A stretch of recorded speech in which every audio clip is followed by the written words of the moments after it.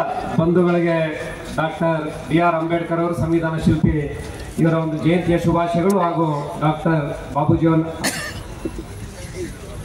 ಅವರ ಒಂದು ಜಯಂತಿಯ ಶುಭಾಶಯಗಳನ್ನು ತಿಳಿಸ್ತಾ ಈ ಒಂದು ಸಂದರ್ಭದಲ್ಲಿ ಈ ಒಂದು ಕಾರ್ಯಕ್ರಮವನ್ನು ಮಾಡೋದಕ್ಕೆ ಮುಖ್ಯ ಕಾರಣಕರ್ತರಾದಂಥ ಸನ್ಮಾನ್ಯ ಉಸ್ತುವಾರಿ ಸಚಿವರು ಮಾನ್ಯ ಗೃಹ ಸಚಿವರಾದಂಥ ಡಾಕ್ಟರ್ ಜಿ ಪರಮೇಶ್ವರ್ ಸಾಹೇಬರಿಗೆ ನಾನು ಧನ್ಯವಾದ ಮತ್ತು ಅಭಿನಂದನೆಗಳನ್ನು ತಿಳಿಸ್ತಾ ಮಾನ್ಯ ಡಾಕ್ಟರ್ ಜಿ ಪರಮೇಶ್ವರ್ ಸಾಹೇಬ್ರೆ, ಕೆ ಎನ್ ರಾಜಣ್ಣ ಸಾಹೇಬ್ರೆ, ವೇದಿಕೆ ಮೇಲೆ ಇರುವಂಥ ಮಾನ್ಯ ಮಾದೇವಪ್ಪ ಸಾಹೇಬ್ರೆ, ಭೈರತಿ ಸುರೇಶ್ ಸಾಹೇಬ್ರೆ, ಮಾತಾಡಿ ಹೇಳಿದಂಥ ವಿ ಸೋಮಣ್ಣ ಸಾಹೇಬ್ರೆ, ಸನ್ಮಾನ್ಯ ಸುರೇಶ್ ಗೌಡ್ರೆ, ವೇದಿಕೆ ಮೇಲಿರುವಂಥ ಶಾಸಕ ಮಿತ್ರರಾದಂಥ ಡಾಕ್ಟರ್ ರಂಗನಾಥ್ ಅವರೇ, ವೆಂಕಟೇಶ್ ಅವರೇ, ವೇದಿಕೆ ಮೇಲಿರುವಂಥ ಎಲ್ಲ ನಮ್ಮ ಅಧಿಕಾರಿ ಮಿತ್ರರೇ, ನೆರೆದಿರ್ತಕ್ಕಂಥ ಎಲ್ಲ ಆತ್ಮೀಯ ಬಂಧುಗಳು, ತುಮಕೂರು ನಗರದಲ್ಲಿ ವಿಶೇಷವಾಗಿ ಯಾವ್ಯಾವ ಪುತ್ಥಳಿಗಳೆಲ್ಲ ನೋಡಿದ್ವಿ. ಆದರೆ ಅಂಬೇಡ್ಕರ್ ಅವರ ಒಂದು ಪುತ್ಥಳಿ ಒಳ್ಳೆಯ ಜಾಗದಲ್ಲಿ ಇರಲಿಲ್ಲ.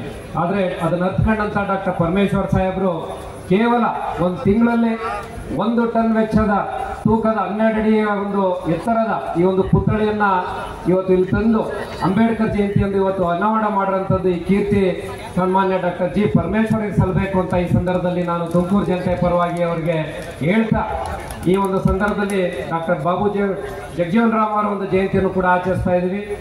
ಅವರು ಹಸಿರು ಕ್ರಾಂತಿಯ ಹರಿಕಾರರು ಮತ್ತು ಇಂಡಿಯಾ ಪಾಕಿಸ್ತಾನ ವಾರ್ನಲ್ಲಿ ಯಾವ ರೀತಿ ಬಾಂಗ್ಲಾದೇಶ ಉದ್ಭವ ಆಯಿತು ಆ ಸಮಯದಲ್ಲಿ ಡಿಫೆನ್ಸ್ ಮಿನಿಸ್ಟರ್ ಆಗಿದ್ದಂಥವರು, ಅವರ ಒಂದು ಜಯಂತಿಗೂ ಕೂಡ ನಾವೆಲ್ಲರೂ ಕೂಡ ಶುಭಾಶಯಗಳನ್ನು ಕೋರ್ತಾ ಸನ್ಮಾನ್ಯ ರಾಜಣ್ಣ ಸಾಹೇಬರು ಮತ್ತು ಪರಮೇಶ್ವರ್ ಸಾಹೇಬ್ ಚಿಂತನೆ ಮಾಡಿ ತುಮಕೂರಿನಲ್ಲಿ ಅವರ ಒಂದು ಪುತ್ಥಳಿಯನ್ನು ಕೂಡ ಒಂದು ಸೂಕ್ತವಾದಂಥ ಗೌರವಾನ್ವಿತ ಜಾಗದಲ್ಲಿ ಇಡ್ತೀವಿ ಮುಂದೆ ಬರೋ ದಿವಸಗಳಲ್ಲಿ ಅಂತ ಹೇಳಿದೆ. ಅದಕ್ಕೂ ಕೂಡ ನಾನು ತುಮಕೂರು ಜನತೆ ಪರವಾಗಿ ಅಭಿನಂದನೆಗಳು ಸಲ್ಲಿಸ್ತಾ, ರಾಜ್ಯ ಸರ್ಕಾರಕ್ಕೆ ವಿಶೇಷವಾಗಿ ಸಿದ್ದರಾಮಯ್ಯ ನೇತೃತ್ವದ ರಾಜ್ಯ ಸರ್ಕಾರ, ಅದರಲ್ಲಿ ವಿಶೇಷವಾಗಿ ಪರಮೇಶ್ವರ್ ಸಾಹೇಬರು ಇವತ್ತು ಇನಿಷಿಯೇಟಿವ್ ತಗೊಂಡು ನಮ್ಮ ಡಾಕ್ಟರ್ ಬಿ.ಆರ್. ಅಂಬೇಡ್ಕರ್ ಸಾಹೇಬರ ಸಂವಿಧಾನ ಶಿಲ್ಪಿ ಅಂಬೇಡ್ಕರ್ ಸಾಹೇಬರ ಒಂದು ಏನು ಪುತ್ಥಳಿಯನ್ನ ಇವತ್ತು ಈ ಒಂದು ಟೌನ್ ಹಾಲ್ ವೃತ್ತದಲ್ಲಿ ಅಳವಡಿಸಿದರೆ ಮತ್ತೊಮ್ಮೆ ತುಮಕೂರು ಜನತೆ ಪರವಾಗಿ ಅವರಿಗೆ ಅಭಿನಂದನೆ ಸಲ್ಲಿಸ್ತಾ, ಅದೇ ರೀತಿ ಯಾವ ರೀತಿ ರಾಜ್ಯ ಸರ್ಕಾರವೂ ಕೂಡ ಈ ರೀತಿ ಗೌರವ ಕೊಡ್ತಾ ಇದೆ, ಕೇಂದ್ರ ಸರ್ಕಾರದಲ್ಲೂ ಕೂಡ ಅಂಬೇಡ್ಕರ್ ಅವರಿಗೆ ದೊಡ್ಡ ಮಟ್ಟದ ಒಂದು ಗೌರವವನ್ನ ನಮ್ಮ ನೆಚ್ಚಿನ ಪ್ರಧಾನಮಂತ್ರಿಗಳಾದಂಥ ನರೇಂದ್ರ ಮೋದಿ ಅವರು ಕೂಡ ಕೊಡ್ತಾ ಇದ್ದಾರೆ ಅಂತ ಈ ಸಂದರ್ಭದಲ್ಲಿ ನಾನು ಹೇಳ್ತಾ, ನರೇಂದ್ರ ಮೋದಿ ಅವರು ಡಾಕ್ಟರ್ ಬಿ.ಆರ್. ಅಂಬೇಡ್ಕರ್ ಅವರ ಬಗ್ಗೆ ಒಂದು ಮಾತನ್ನು ಹೇಳ್ತಾರೆ.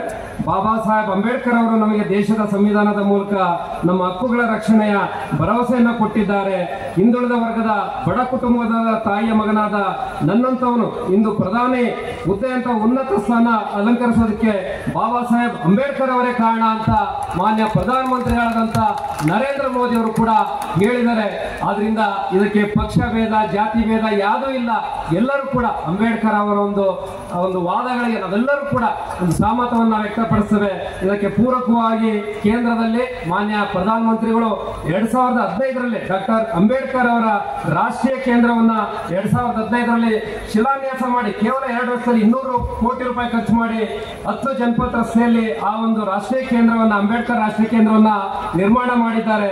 ಮತ್ತು ಡಾಕ್ಟರ್ ಅಂಬೇಡ್ಕರ್ ಅವರು ಸಂಬಂಧಪಟ್ಟಂತ 5 ಜಾಗಗಳನ್ನ ಪಂಚತೀರ್ಥ ಜಾಗಗಳನ್ನ ಮಾಡಿ ಅದನ್ನ ಸಮರ್ಪಣೆಯನ್ನ ಲೋಕಕ್ಕೆ ಮಾಡಿದ್ದಾರೆ. ಅವರು ಹುಟ್ಟಿದಂತ ಜಾಗ ಮಧ್ಯಪ್ರದೇಶದಲ್ಲಿ ಮತ್ತು ಅವರು ಲಂಡನ್ ನಲ್ಲಿ ಓದಿದಂತ ಜಾಗ ಮತ್ತು ಅವರು ದೀಕ್ಷೆಯನ್ನು ಪಡೆದಂತ ಜಾಗ ಬುದ್ಧಿಸಂಗೆ ನಾಗ್ಪುರದಲ್ಲಿ ಮತ್ತು ಅವರು ಮಹಾಪರಿನಿರ್ವಾಣ ಅವರು ತೀರೋದಂತ ಜಾಗ ದೆಹಲಿಯಲ್ಲಿ ಮತ್ತು ಅವರು ಚೈತ್ಯ ಭೂಮಿ ಅವರು ಕ್ರಿಮೇಷನ್ ಆದಂತ ಜಾಗ ಮುಂಬೈನಲ್ಲಿ, ಅವೆಲ್ಲವನ್ನೂ ಕೂಡ ಇವತ್ತು ಅವರು ಡೆವಲಪ್ ಮಾಡಿದ್ದಾರೆ. ಇವೆಲ್ಲವನ್ನೂ ಕೂಡ ಪಂಚತೀರ್ಥ ಸ್ಥಳವನ್ನಾಗಿ ನಮ್ಮ ಕೇಂದ್ರದ ಪ್ರಧಾನಮಂತ್ರಿಗಳಾದಂಥ ನರೇಂದ್ರ ಮೋದಿ ಅವರು ಮಾಡಿದ್ದಾರೆ.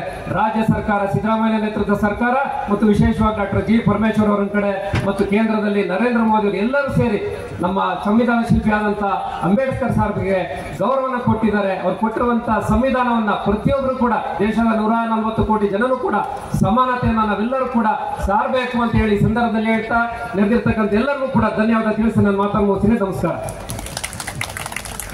ಚಿಕ್ಕ ಹಾಗೂ ಚೊಕ್ಕ ಅಧ್ಯಕ್ಷೀಯ ಭಾಷಣಕ್ಕಾಗಿ ಜ್ಯೋತಿ ಗಣೇಶ್ ಅವರಿಗೆ ಧನ್ಯವಾದಗಳು. ಬಂಧುಗಳೇ, ಇನ್ನು